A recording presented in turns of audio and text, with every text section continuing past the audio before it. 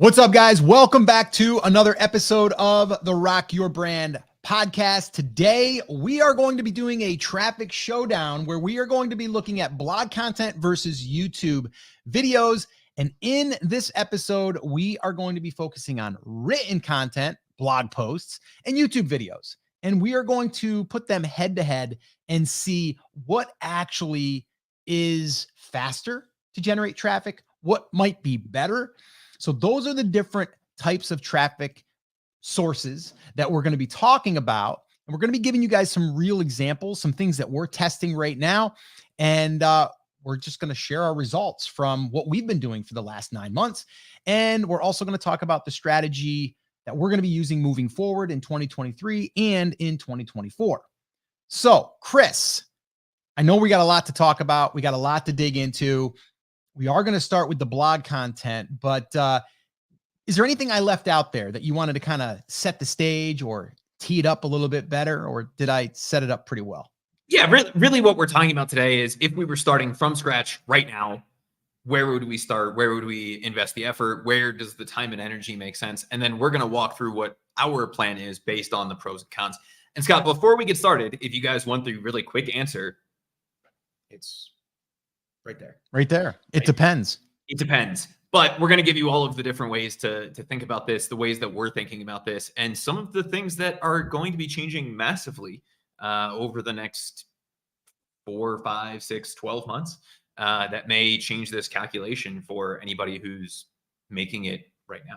So we wanted to kind of approach this from a proactive standpoint and say, look, if you are getting into the content creation game or you're doubling down on what you're already doing, what makes the most sense? Where would we suggest that you invest that time, energy, and effort? And then how do you make that decision for you and your business? Yeah. All right, cool. So let's just kind of dive in. So the very first thing I want to talk about is the blog content and how it works. And I want to talk about search versus discovery. All right. And now we're going to talk about the blog content, then we're going to talk about the YouTube side. But right now, if we think about writing a blog post, an article, okay, and yes, by the way, if you're listening, you're like, blogs are still a thing. Yes, they're still a thing. It's not like it used to be where people were just blogging every day, kind of like, I think Facebook is now like bloggers platform of choice, because it's like, what did I eat for dinner, and like what happened yesterday. Like that's how a blog used to operate. But now what a blog does in 2023 is it's really articles of information. So if you do a search on Google, you are probably going to land on a blog post or a website that has published a piece of content. And if you have a website and you are publishing a piece of content, that is technically a blog post or a piece of content that resides on your website that can get traffic. It's just not in the blog, I guess, setup in your website, which is basically the same thing. It's a page or a post. All right. So the one thing that we need to understand is when we are creating content, okay, an article, a blog post, we are going after search. Okay. We're going after search traffic. And when you're going after search traffic, there is going to be some type of threshold or some type of limit that you're going to reach. Not even a limit. There's going to be a certain number that you are probably going to get or max out with, because that's as many people that are searching for this thing. So if we were going to write an article on how to catch more bass in a pond, well, there's only a certain number of people that are searching for that specific topic. Now, you can rank on Google for various other keywords, which we are, but pretty much you are going after search 100%. Now, are there some blog posts that have gotten shared from an influencer and it gets a little bit of traffic, or maybe it even goes viral? Yes, but that's not really the approach when you're creating content. What you're doing is you're trying to fill a search query from someone that is in your audience. And then when they arrive at your website, there's a bunch of different things that can happen, right? You can collect email addresses, you can sell your own products, you can get paid by affiliate links, you can also run ads on your website. So there's a lot of different things that you can do. All right. So that's really the goal with writing a piece of content. Okay. That is going to be written and is going to be posted on the blog. The thing that needs to be considered here, though, is yes, it's search, but it also takes time to get indexed by Google and then for you to start ranking, because there's other sites that are already ranking for that piece of content. So this is a lot of times a longer term play. This is something that it might take you, depending on your website and your authority on the website. We're not going to get into all of that stuff, but if you have an older site that's been already publishing, you've got what they call a domain authority score and all that stuff, you've got some backlinks coming to your site, you're probably going to rank faster than someone that's brand new. But at the end of the day, it's still going to take time to get ranked. And then when you do get ranked, it's going to take time for you to move up inside of the rankings. So this way here, you get more of the clicks from the search, all right, or from that traffic. So let's say that you were writing a post on how to catch more bass in a pond, and you knew that there was 1,000 people that searched for that. Well, even though you might be coming up on page 1 of Google, you probably are only going to get a portion of that traffic, because depending on the position, you are going to then get less traffic the further down you are. The most you're going to get is from the top position, and they might get 60, 70, or 80% of the search because, or the traffic, because they're on top. And a lot of times people just don't scroll. They hit the first or second or third one, or maybe you get the snippet, and then you're going to show up on top. Let's say that it's 1,000 searches. Let's say that you are ranking number 1. Let's say that you get 800 of those views, but you don't get it overnight. It might take you 6 months to get there. It might take a year to get there. All right. So that's the blog side of things. Okay. And it's definitely worth it because you're getting search traffic. People are searching for a query. But the question is, how does that stack up to YouTube videos, which we're going to talk about here? So Chris, anything you wanted to mention there or bring up on the blog content side before we switch it over and kind of compare it head to head with YouTube videos? Yeah, so the biggest thing is trying to understand what a blog is. And when this term first kind of came about, it really was, Scott, like you were pointing to, kind of people's diary. They were just writing about whatever. And really what the term means now is it's a reference to any kind of written content that's published on the internet, right? You can call it an article. You can call it a blog post. You can call it anything you want. But basically every website on the internet that publishes written content, yes, even like the New York Times, they'll call it an article to be fancy, but it is a blog, right? It's the same thing. It's the same term. That's what that means now. So what we're really talking about is written content versus video content at the end of the day. For me, when it comes to blogs, and Scott, you know that I love blogs. We've talked for a while about creating niche properties, and it's still something I would suggest that people do. But the two biggest pros that I want to remind people of is you don't really need any technical skills with it. Even if you're a bad writer, especially with some of the new tools that have come out, some of the AI assisting capabilities, you don't really have to worry about having any technical skills whatsoever. And if it's something you don't necessarily want to attach your face to, or it's something that you just don't like being in front of a camera or whatever, this gives you the opportunity to do that. But the cons are that it does take a while to be able to get monetized, usually longer than something like a YouTube side of things would. Ranking is always going to be an unknown. Even if you have all of the things that SEO people claim that you're supposed to have, you're not guaranteed to rank, because the question Google is looking to answer is always, is this the best answer out of all of the possible answers? And so because of that, you're competing for a very limited pool of people, and you never really know how much traffic you're going to end up with. Even if there are 10,000 searches a month for how to skip cast and catch bigger bass, and you rank number 1 for that, you're not necessarily going to get 10,000 visits a month from that blog post. Maybe it's 7,000, maybe it's 6,500. You won't know until it's established. And then if somebody writes a better piece of content, that traffic can dry up and go away. So that's kind of the downside to it.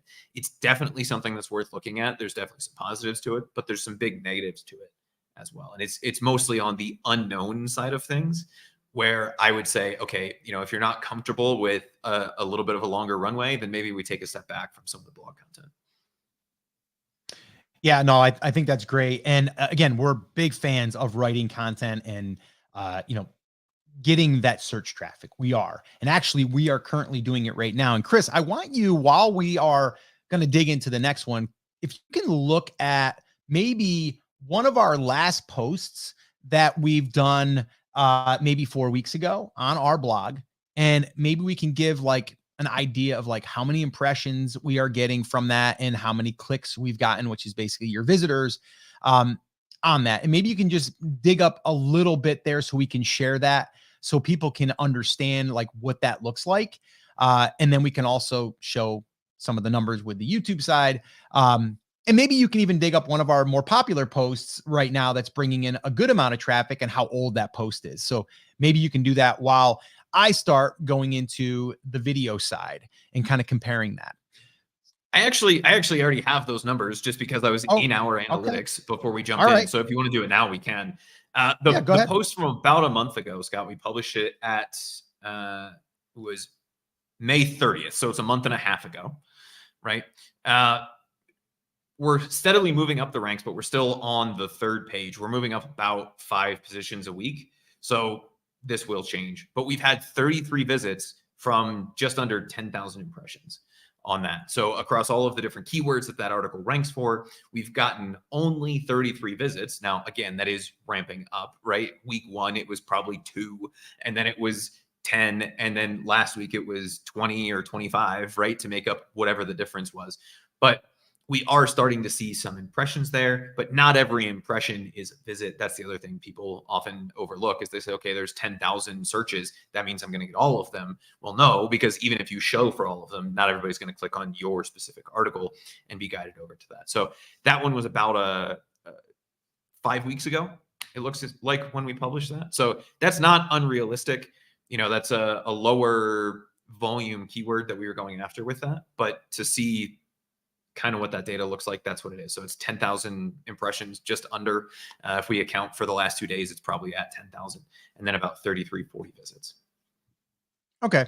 Yeah, cool. And so just thinking about that, right? Like we know that that is a long-term play, right? But right now that thing is a month old, let's call it. It's starting to get impressions. It's been indexed. It's starting to work, right? Slowly but surely starting to work. And that might end up getting us, I don't know, 50 visits a day, maybe 10 visits a day, you know, whatever it is, it's visits, because now we're going to have a lot of different posts that are going to keep bringing in traffic and hopefully slowly grow that to where, you know, we're getting a substantial amount of traffic every single day from these pieces of content that were written once, published once, and then it just keeps giving, which is great. Okay. So let's move on now and compare it to video. But let's talk about video real quick and YouTube.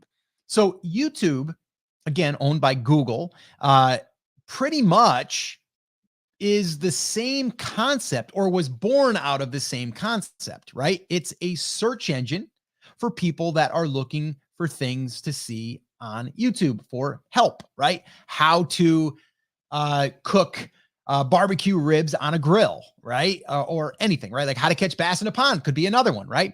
And so people that are searching on YouTube, they are going to find that content. But since really mobile devices have came, you know, really like in mainstream, like everyone's using them, it's different than it used to be as far as the experience. People are using YouTube differently, including myself.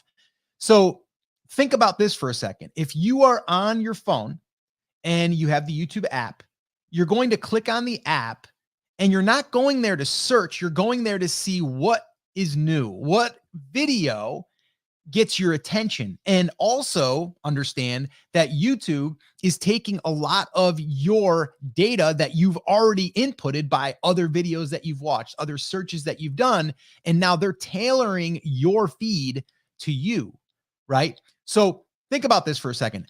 I used to go, and I still do at times, right? I'll still go to YouTube and search for something that I need to get fixed or I need to find a solution for or something like that, right?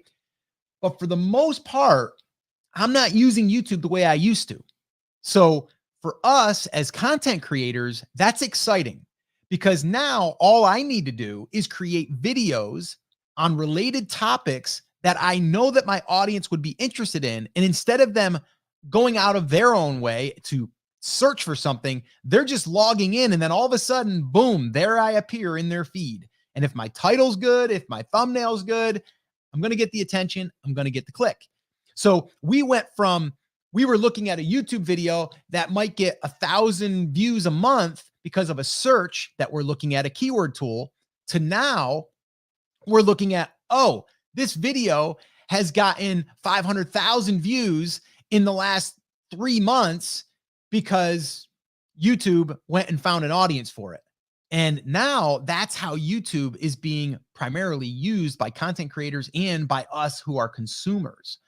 So it's different because we are not going after the search anymore. Okay. Now, are we going to get picked up by search? Absolutely. But that's not the primary strategy. The strategy is, can I create a video that my audience would want to watch even if they weren't searching for it?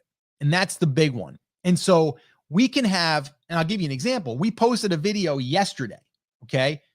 Now remember, Chris went over, we posted a blog post 4 weeks ago. Okay. And it's gotten, a handful of visitors to the website. We posted a video yesterday morning at 9:30, 10 o'clock. I forget what the exact time was. And today already we're over 2,200 views.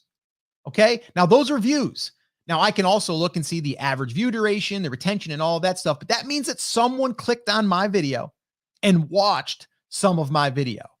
And I think that one there is over 50% that people are watching, which is fantastic. And I think it might be like a 8 or a 9 minute video. So you're talking 4 or 5 minutes that people are watching. No, actually that video was 12 or 13 minutes.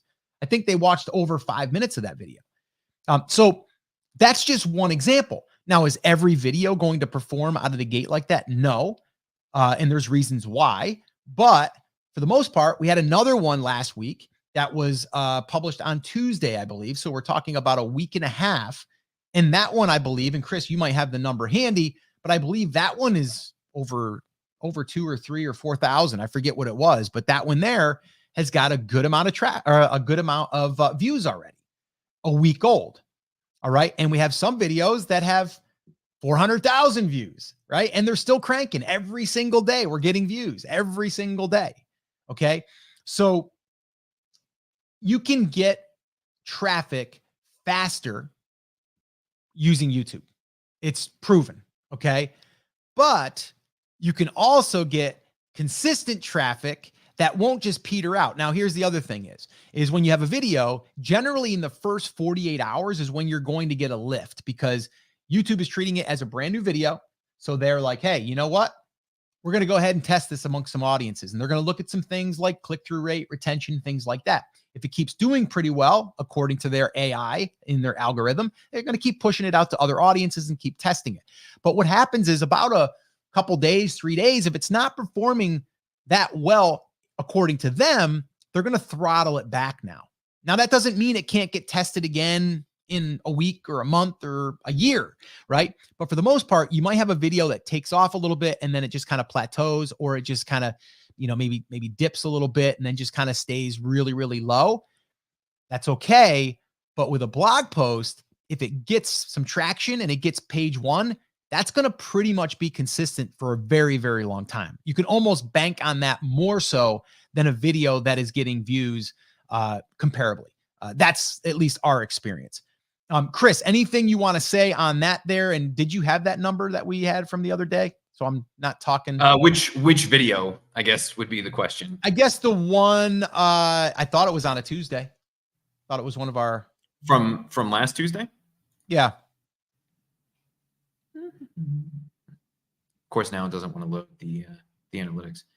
But the bottom line is this, while he's doing that, the bottom line is this, is like when you put out video and you start getting some type of momentum and you already start to see what your audience wants and you create more of that content, it's so much easier now to be able to create more content for that viewer and then get them to come back again and again and again. If someone looks at your blog post, for the most part, they might go to the blog post, see it, they might not come back, right? So that's the other upside of having a video and having people now, after they watch it, they're going to get suggested more videos from you.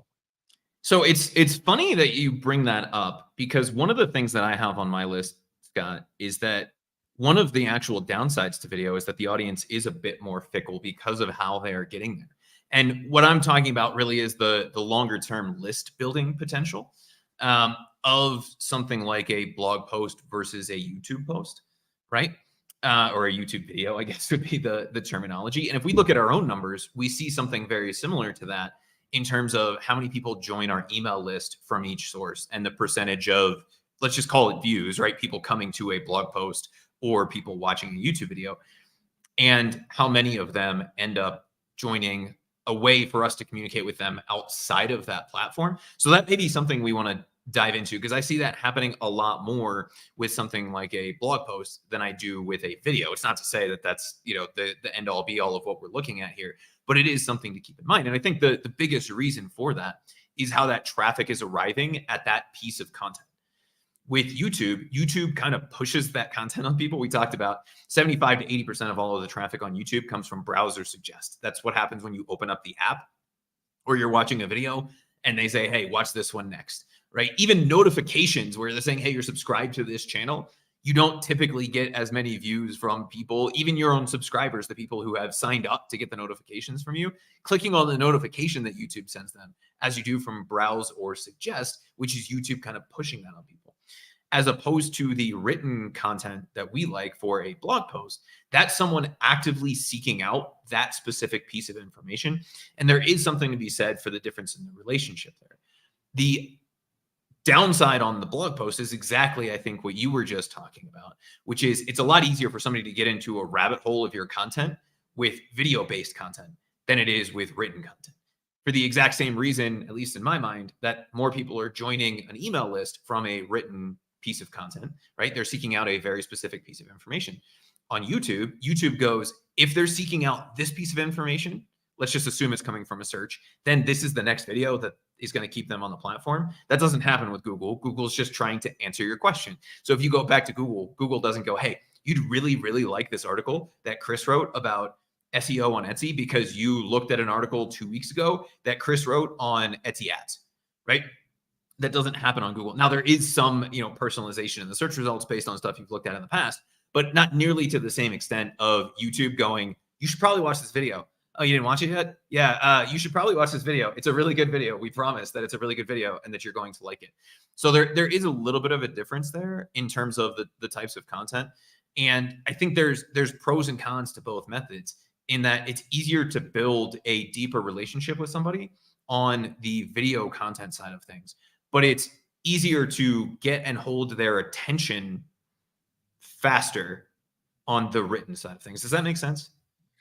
Yeah, it does. You never answered my question, but yeah, it was a long-winded thing there you gave me, but I was asking for the number and you didn't give me the number. So I'm going to give you the number, guys. It was still loading while I was going on that rant. I know you got distracted. You're like, I'll fill it in here with me talking until it loads. And I hope it loaded by now, but no, I agree with everything that you said.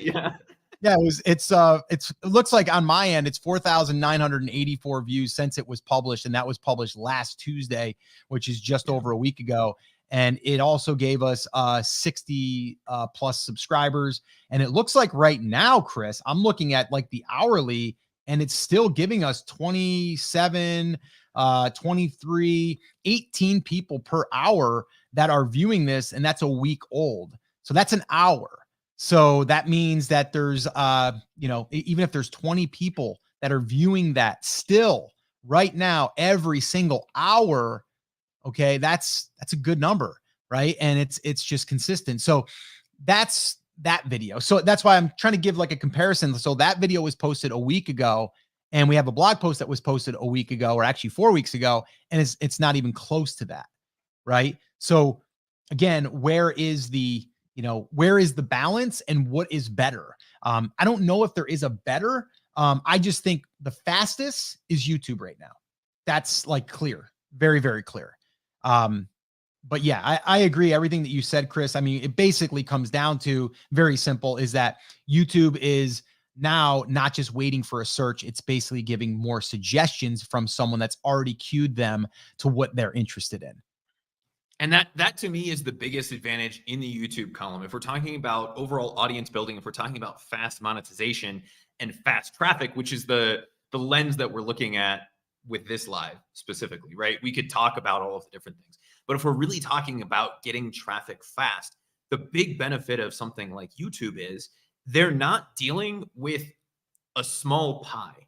right? So if we're thinking about something like writing a blog post, Scott, and we used this analogy earlier, say there's 1,000 people that are into fishing, and every month 100 of those people are really into skip casting.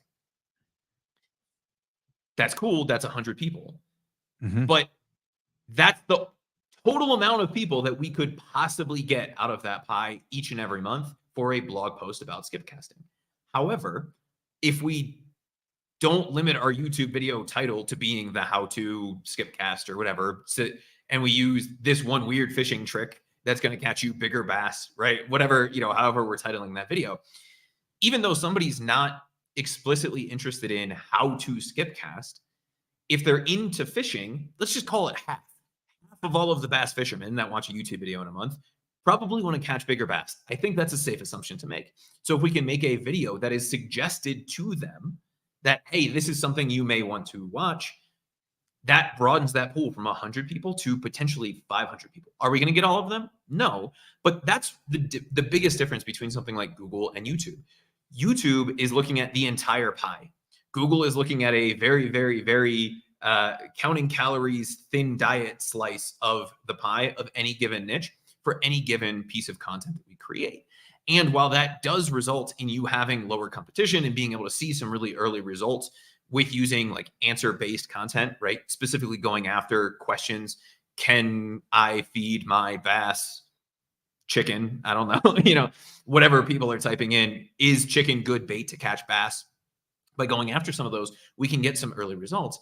YouTube is constantly looking for the right person for that video.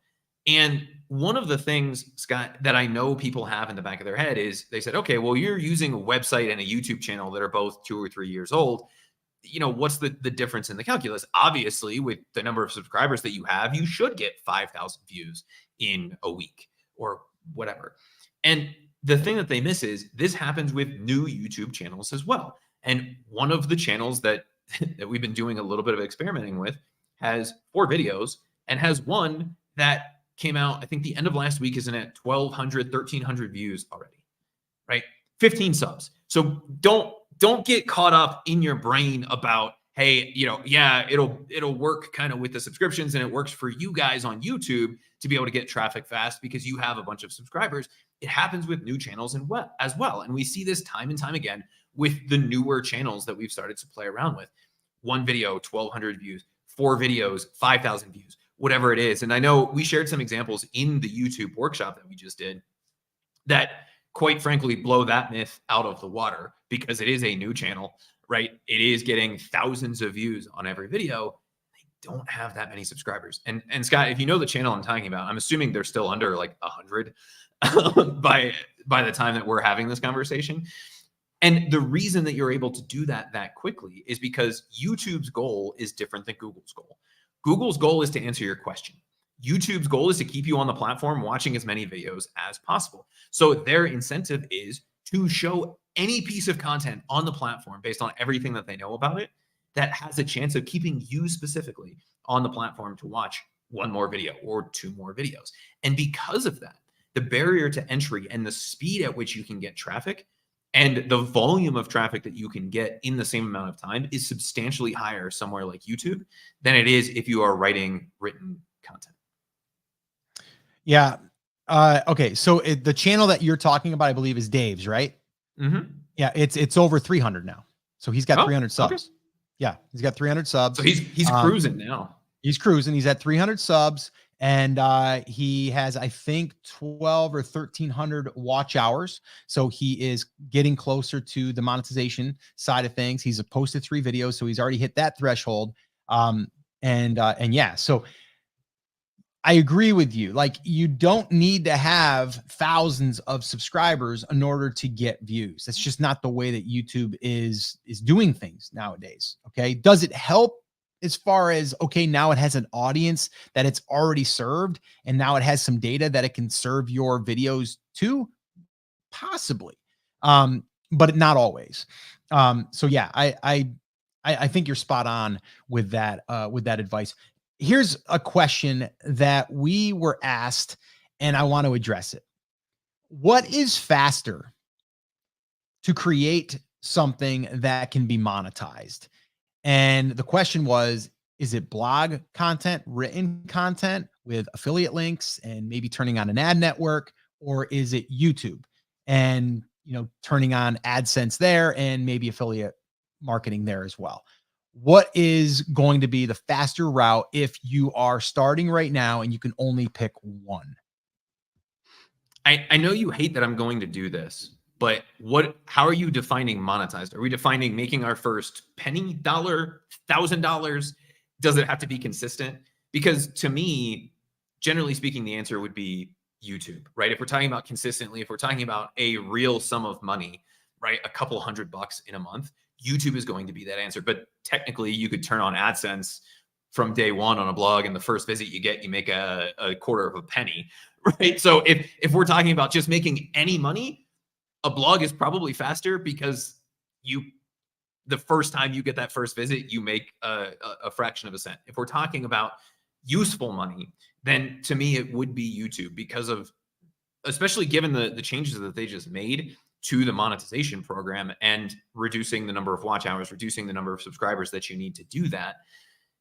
The money that you earn at that level is substantially more on YouTube than it would be on a blog. And we have to think about a couple different things here, Scott. So if we're talking 10,000 views, right, on a blog, you're talking a couple dollars CPM versus 10,000 views on YouTube. You're talking on the low end, $7 to $10 per thousand.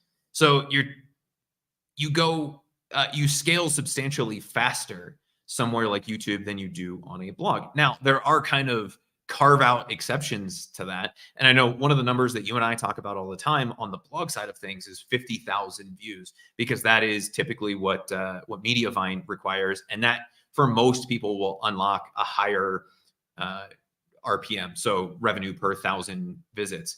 And that's usually what you and I shoot for before we really want to monetize something, because until you get to that point, you're not really making anything from the other ad networks that would be available on a blog. If you're getting 50,000 views on YouTube, that becomes substantial as soon as it happens versus having to build to that point. Does that make sense? Yeah. And, I think most people are like, yeah, I don't want to make a penny. I want to actually make $100. That was kind of my thought. It was like, if we're just saying any monetization, well, then technically blogs, but like substantial monetization, YouTube ramps up much, much faster. Yeah. Yeah. And that's kind of where I was going to lead in with, is like, yes, if you have someone show up on your website, could they click one of your ads? They could, but we typically know that it's going to take 1,000 people to land on your site before they click an ad, maybe, you know what I mean? Depending on your conversion. So you actually need a higher number in order for that to happen. If you get 1,000 views, most of those views are going to have an ad display somewhere, whether it's the front, middle, or the end. So you are going to have a greater chance of at least getting in front of those people to where you would technically get credit for that. So me personally, YouTube right now. Like that's the easiest way, fastest way, to get to monetization, because now they did lower the standard where it's, like the requirements where it's 500 subscribers, 3,000 watch hours, and 3 videos posted in 90 days. Like those are the pieces that got to get checked, right? Boom, boom, boom. You're going to be monetized. That means you got to get videos now that get those views. But if you're getting 3,000 watch hours, that means you're getting some views. So you should be able to get there. And then as far as affiliate marketing goes, I think that is a little bit different because everyone's niche is going to be different. The way that they talk about products is going to be different. So if all you're doing is promoting, it's probably not going to work. If you are sprinkling it in or saying, something about a product that you're using and then say, hey, if you want more information about it, or if you want to check it out, you can look in the description, just slight little soft call to action. That can do well. But I think the quickest way is getting to the monetization on the YouTube side, and then the affiliate stuff would probably fill in on the back end of that. So that's what I would say on that. Let's move on. And this one here is a big, big question that gets asked, and it's with the rise of AI.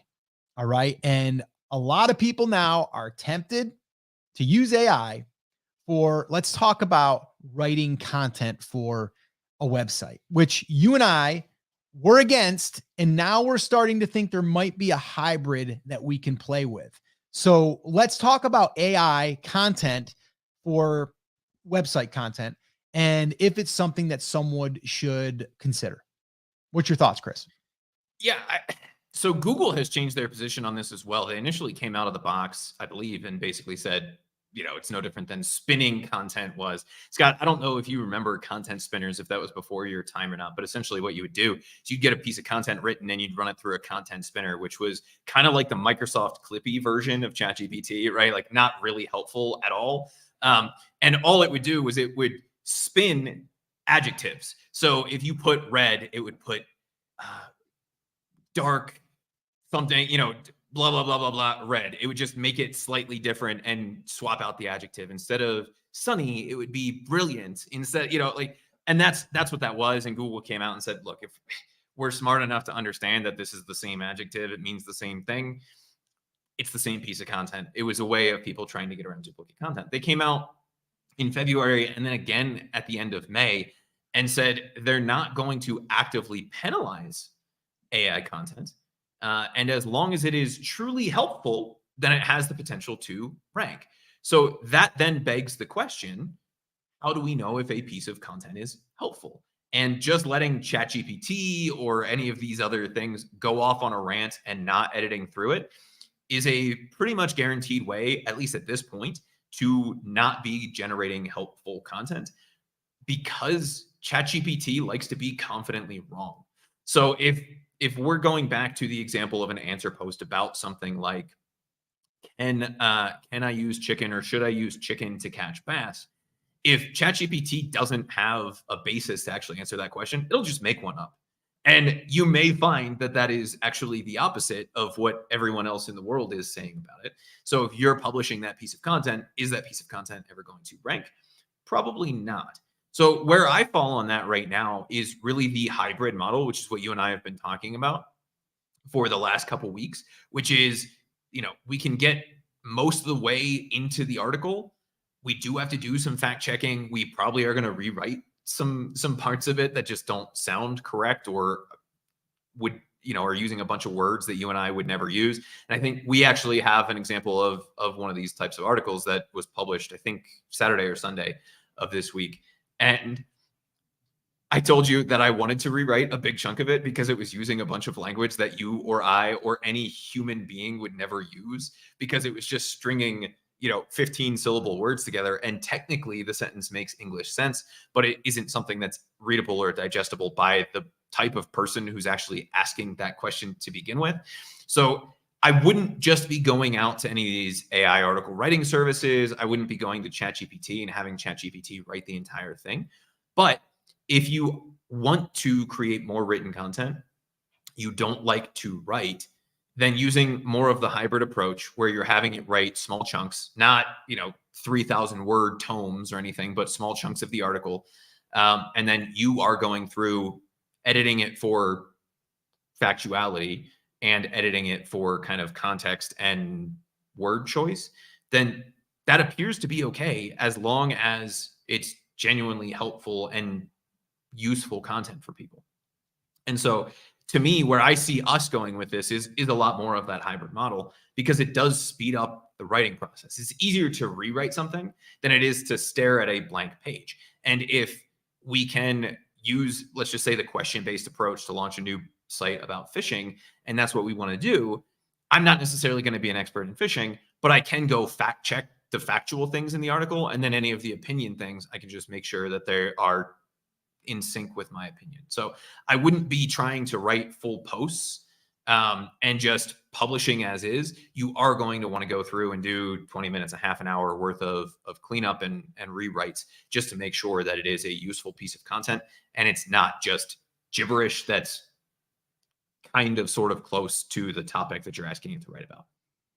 Yeah. Again, I think it comes down to common sense and the spinners, by the way, yes, I do know what they are. I've used them. They had like this little syntax, they called it or something, right? That little thing that you'd put in there. And then that would be the indicator that it would change in that format. I've actually used them years ago because I went down the road of like just publishing a whole bunch of content and getting it ranked, and then, you know, affiliate marketing. Like I've done all that stuff. Yeah, it's the same kind of concept now with ChatGPT, except it's really writing something, taking information that's already public. But like you said, Chris, like being able to humanly edit it, right? Like humanize it, let's call it, right? Like by you being able to go in there and make sure that it is in your voice and making sure that it sounds like what you would write. And kind of like cross-checking, I think that is the hybrid. I think that is okay. And I think it can work. Spencer Hawes from Niche Pursuits has actually published a whole bunch of content with the AI as an experiment, and it worked. And he thinks because he was actually using AI, but then also having editors go in and edit it to make it their own, their own unique article. So I definitely think that it's definitely something that can be used, but a lot of times people just want to punch, or click a button and then just have it all spit out and then just hit publish. That isn't going to work, I don't believe. That to me is the biggest issue that I see with that, is people not doing this. And for example, I talked about it being confidently wrong. We played with this hybrid model in relationship to fees on different marketplaces over the weekend. And it got, the basic breakdown for Etsy fees correct. It got the basic breakdown for Amazon fees correct. But some of the smaller platforms, it just made up a fee structure that does not exist anywhere on their website or anywhere that I could find mentioned anywhere of online, like even an old news article. So it's not like it was old data. It just didn't have enough information. It looked at, what it had for Amazon, what it had for Etsy, what it had for merch or whatever, and then just made up a fee structure for this website. If we didn't check that and we published that article, that's obviously not helpful content because it's wrong information. And so even if that article did rank kind of out of the gate, if the people finding that article were coming in, and Scott, you and I were talking yesterday about the platform Big Cartel, looking for the Big Cartel fee structure, and they see that and we give them the wrong impression, or they know that it's not accurate, they're going to bounce back and try to find a more accurate article, which tells Google that our content isn't useful. So you do still have to do the fact checking. You do still have to do the tone and the voice. And there's going to be some chunks that you just take out because they're rambling gibberish. But it is definitely a useful tool that's very, very helpful. And one of the biggest things that I found it to be helpful with is the outlining process. So getting a better understanding of what the structure of the article should look like. You can feed it in 2 or 3 of the articles that are ranking, and it can create you a pretty good outline for an article that would be similar in quality and depth of coverage as the stuff that's already ranking. So there's definitely a lot of uses for it. You just have to be really careful about getting lazy on the back end of going, well, I mean, it reads pretty well, and it's definitely 38% commission to Big Cartel or whatever the number was that I made up. And the only reason I even really thought to look at it is, 1, it was a very specific number, and 2, it was like really high. So that kind of triggered that for me. And then I went down the rabbit hole and realized that it just didn't exist anywhere, and it had totally made it up. All right, cool. So, all right, let's answer another question here. And that is, what is the best YouTube strategy to get traffic fast right now? And I'm going to actually start with this one. And then Chris, I'd like your thoughts. But the number one strategy is really simple. And I know simple isn't always easy, but it is simple. And that is, number one, you have to start with a niche that is already proven to get traffic. It's like anything else. If we're talking about selling on Etsy, we got to find products that we know are already selling. We validate it, right? If we're going to buy an Airbnb, we want to make sure that the area that we're buying it in has got a lot of traffic, that people are already renting Airbnbs, right? It's the same idea. If we're going to get started, the very first thing that you're going to need to do, and you're going to want to do to make the strategy actually work, is make sure that there's traffic already there, right? That people are already searching for these things, and also that are not just searching, but are also viewing these topics, right? Because we talked about search. Search is really important, but what's more important right now is the discoverability for an audience to then want to watch it.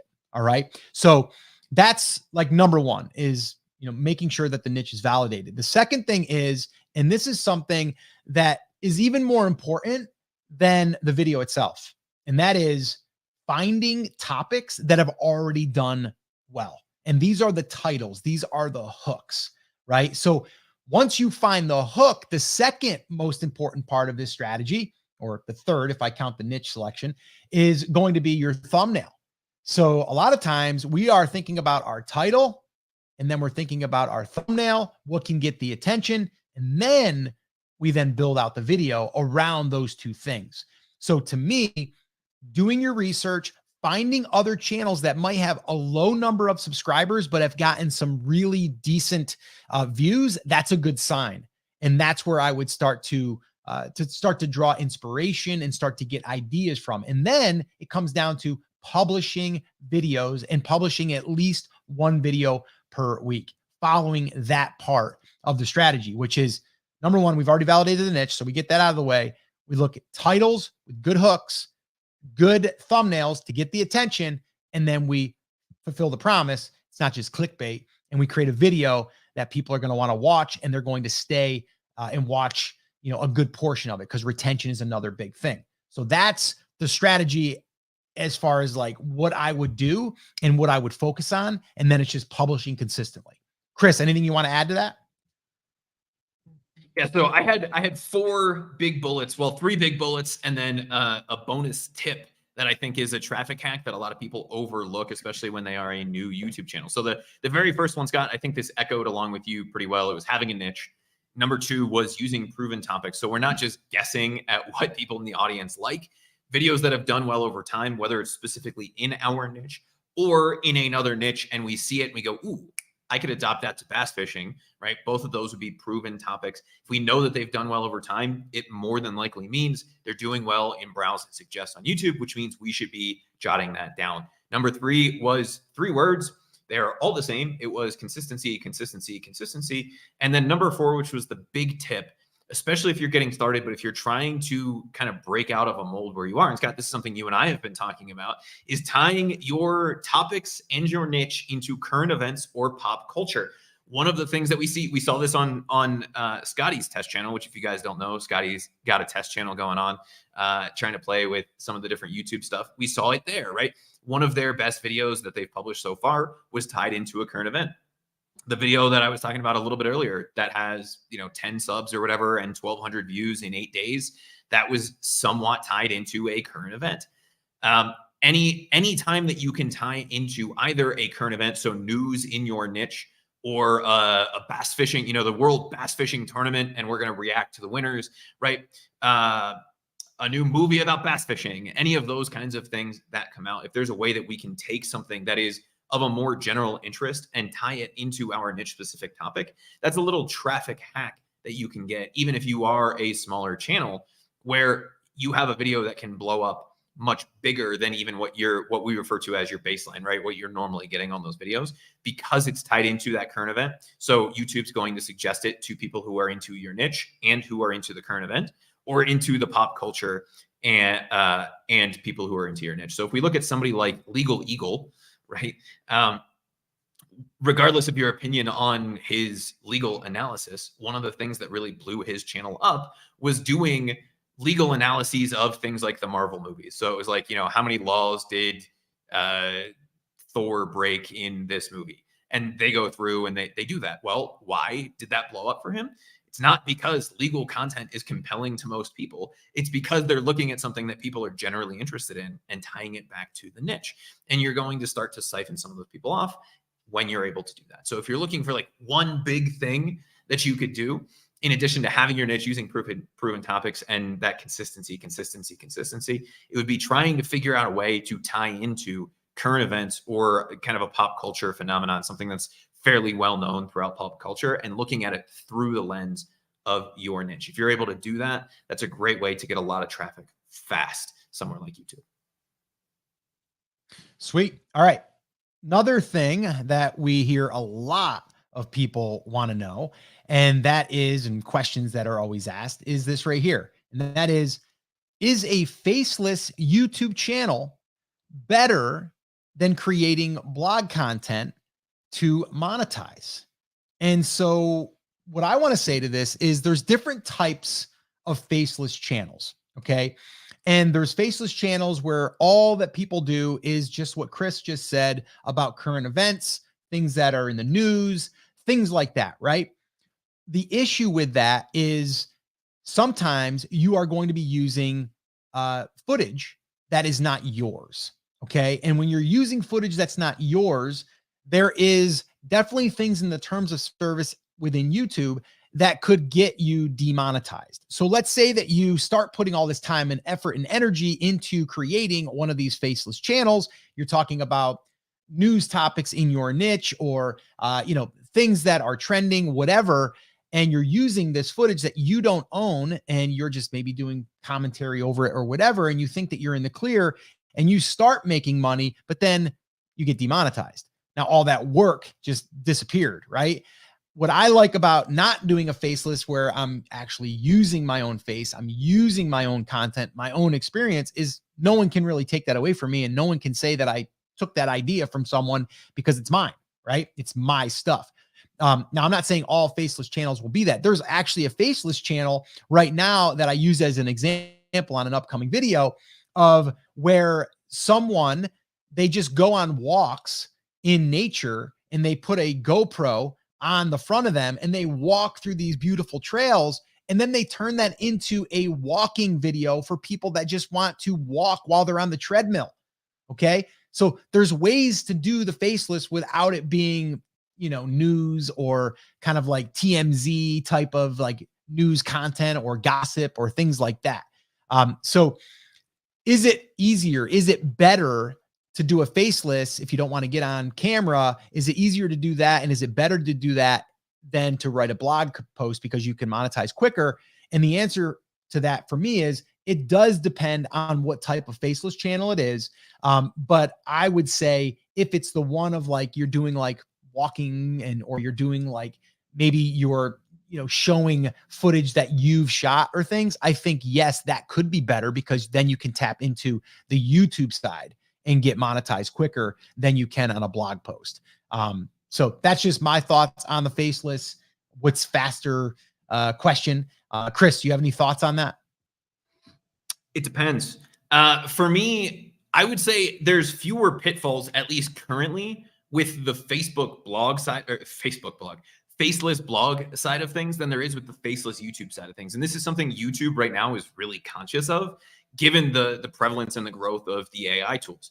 And they did come out, and I don't think it was the same day as they made the monetization changes, but it was around the same time. And they said, look, we are going to be removing a lot of monetization from faceless channels because it's not being created by a human being. We know that people are like linking 4 or 5 of these different AI types of tools together to just pump out as much content as possible. It's not great content. People are getting some views with it, but it's not amazing. If that's the kind of channel that you're talking about creating faceless on YouTube, I would avoid that. And that's usually when you hear people talk about faceless YouTube channels, they're talking about AI created content, or they're talking about taking stock footage and editing it together of puppies to create a puppy channel, right? That's not useful content. And although it has ranked in the past for YouTube and it has done well, it's something YouTube is very, very conscious of, versus something like a I keep saying Facebook, faceless blog post, right? Most people don't really care who the author of the post is.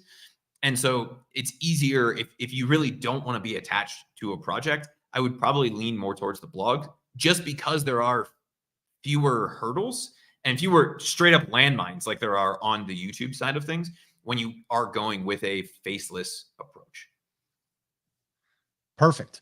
All right. We've got one more that I want to answer here. And this is a good one. And Chris, I'm going to tee it up for you. And then I want you to answer this. And then I'll give my thoughts as well. What is the number one thing that makes a video get pushed by YouTube? And I mean pushed, that where they promote the video and put it out to more audiences and really broaden the audience. What is the number one thing that makes that video get pushed? YouTube's belief that the people they show it to will watch it and stay on the platform. It sounds like a generic answer. We could get all into the analytics, but that's really what it comes down to. If YouTube shows someone your video, will they click on it and will they watch it? Those are really what they're looking at. And so we can get down into the nitty gritty of, does the thumbnail and the title match the first 30 seconds of the video? All of those kinds of things. But at the end of the day, It's really about whether or not YouTube thinks your video will keep someone on the platform for 10 minutes longer, 12 minutes longer, whatever that is. Now, from an analytics perspective, that comes down to two kind of main things. What is your click-through rate and what is your retention rate? So if YouTube shows your video to somebody, how likely are they to click on it? And then if they click on it, how likely are they to watch it? A high click-through rate with a bad retention rate, YouTube knows that it's not meeting that goal of keeping somebody on the platform a little bit longer, so they're not going to show that. A good click-through rate with a good retention rate, keeping people watching most, if not all of the video, that's going to be kind of that Goldilocks zone for YouTube to say, we're just going to keep showing this to people until either the click-through rate falls off a cliff or people stop watching it when they do click on it. That, at least in my head, based on the things that we're seeing, that's the way that I like to think about it. How likely is this video to keep somebody on YouTube? And then from an analytics perspective, the way that we can kind of know that is how much of the video are people watching and how likely are they to watch it if YouTube shows it to them to begin with. Yeah. And here's why the thing that I've learned since really going all in on YouTube now for the last 9 months, going on 10 months now, since I kind of brought the channel back to life, because I kind of let it sit there for a few years without doing anything with it. But what I've realized is the number one thing, like Chris said, like you got to get people to watch it. You got to get people to, stay on the video and all that stuff. But the number one thing is getting the attention. Okay. Because you are going to show up in the feed because they are going to start giving you traffic. They're going to start testing it. And so when they test it, so if you imagine this for a second, let's say that they test it with an audience of 500 people, and that it thinks, because your title, also another important point, your title is going to be what the video, and they transcribe it behind the scenes. And so they know what the video is about, but it's basically whatever the video is about, it's going to take its best guess. If you have a new video, right, or a new channel, it's going to take its best guess to put that in front of an audience that they think is interested in that topic because of the title and what you said in the video. Okay. So that's number one. That's why your title is so important, because it's who you're going after is really said in the title. Okay. So if we talk about something about Etsy, well, they know that it's about Etsy. They know that we have people that watch our videos on Etsy. So it's going to show that video to people that are interested in Etsy stuff by other videos that they've watched. That's basically how it works. But now that they've tested this on this smaller audience, it's going to look at click-through rate. And when it looks at the click-through rate, that is what's going to be, and this is all, again, it's happening behind the scenes. There's not like people looking at it. It's like the AI, it's the algorithm, right? It looks at the click-through rate and it goes, oh, it's getting a good click-through rate. But then, like Chris said, it's also going to now cross-reference it and go, but what's the retention? This video got the attention from someone or of someone, and they clicked on it, but did they watch it? So did they enjoy it? Did they get value? And then if those two things, that's why those are like two really, really important metrics. If those two things are met, it will start to open it up to a bigger audience. And then it'll look at those two things again. And then it'll open it up to another bigger audience if it still performs to their threshold, which we don't know what their threshold is, right? We just know for our videos that have done well, they've done maybe a 6% click-through rate. And we know that that's our number that we want to hit. If we go below that, we know we got to work on it, right? So to me, the most important thing is a good title with a good hook, because we want to get the click, and we also want it to be identified to what audience we want to get in front of. And then secondly is that thumbnail, because people are going to see the thumbnail first, and they're going to read the title, and then they're going to decide to click. And then if they click, that's where you're going to get the click-through rate, and you're going to also get the retention.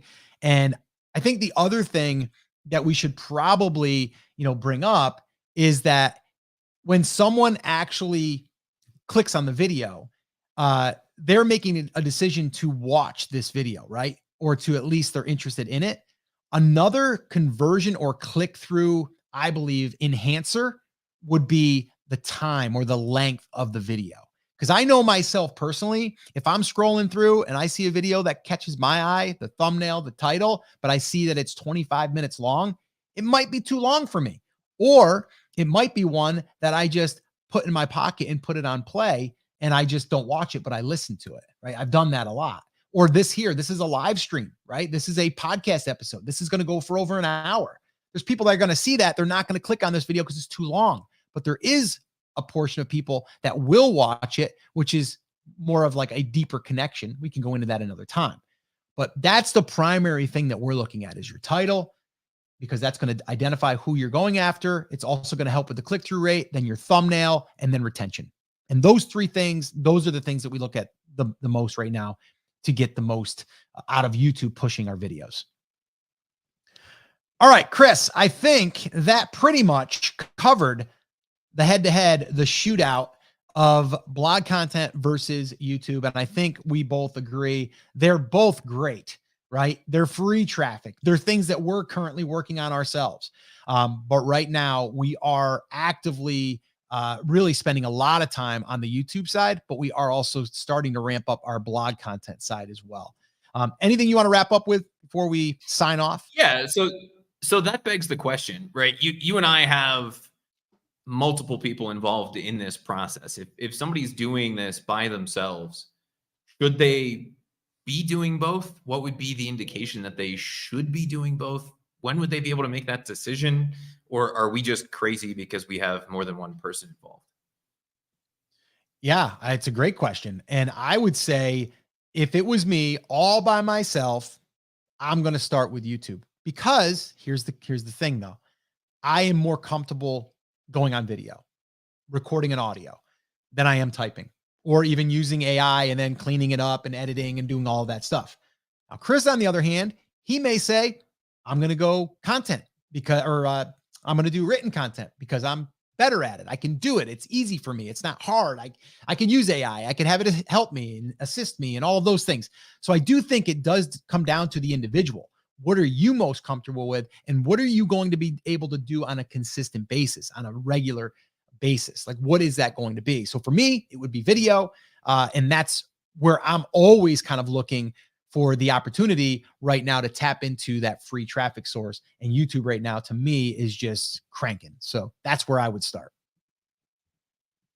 I think the only caveat that I would put on that is it depends on how passive you want stuff to be. If you're looking for a more passive, and there's no such thing as truly passive income, right? But if you're looking for a more passive way of earning the revenue, I would say YouTube is definitely the way to go up front, because one YouTube video a week versus one blog post a week, the ROI that you get from that is so much higher. And if you're on YouTube, you don't have to be thinking about all of the other things.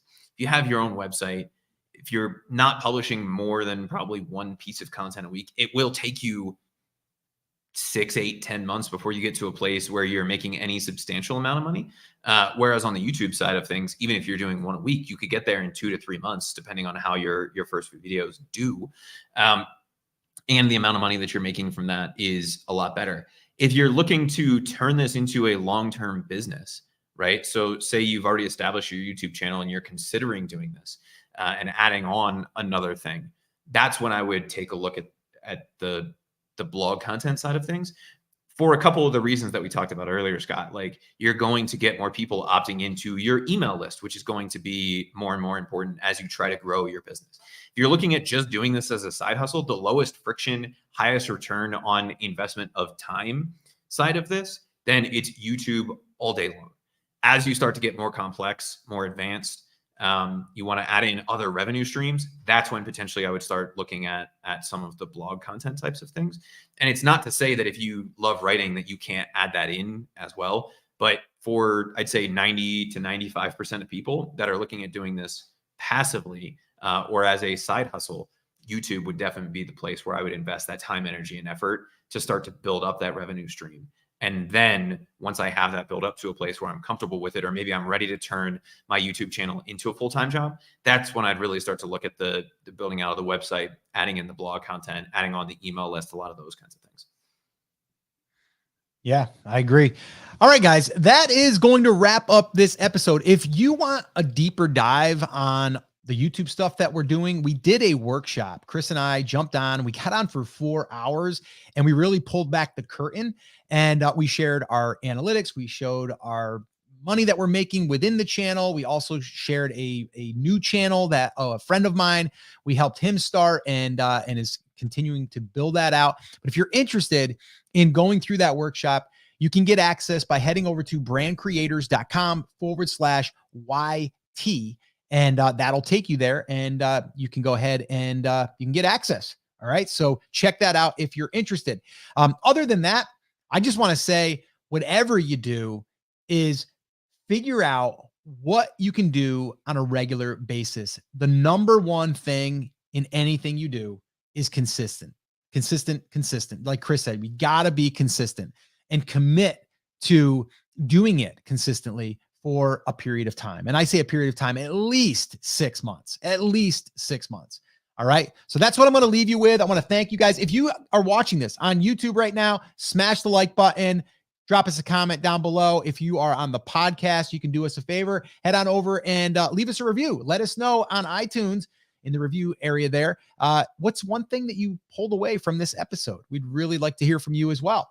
All right, guys. So that is it. That's going to wrap it up. As always, take care, take action, have an awesome, amazing day. We'll see you right back here on the next episode. Take care, guys.